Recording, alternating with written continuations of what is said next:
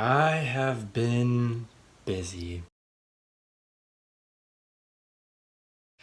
It's been a hell of a long time since I've done this. And honestly, a shit ton has transpired since I've last been on YouTube. But honestly, it's been more of the same. It's been more of the same BS that we've always dealt with. We have the neocons and neolibs at it again in their little puppet game.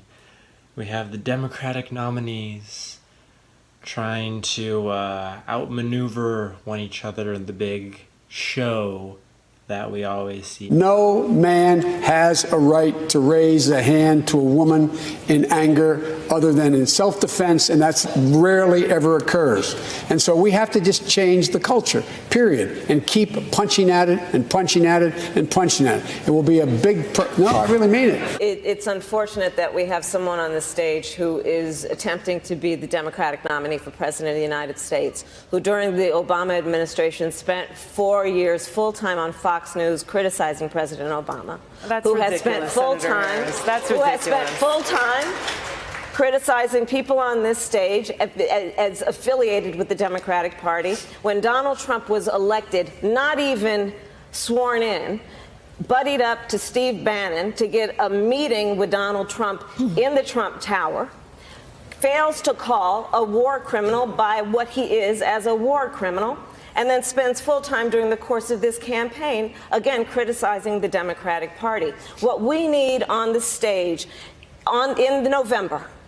What Senator Harris is doing is unfortunately continuing to traffic in lies and smears and innuendos because she cannot challenge the substance of the argument that I'm making, the leadership and the change that I'm seeking to bring in our foreign policy, which only makes me guess that she will, as president, continue the status quo, continue the Bush-Clinton-Trump foreign policy of regime change wars. I have more people supporting me in the black community that have announced for me because they know me. They know who I am. 3 former chairs of the Black Caucus, the only African-American woman that ever been elected to the United States Senate, a whole range of people. No, my point is, that's not true. The other one is here. I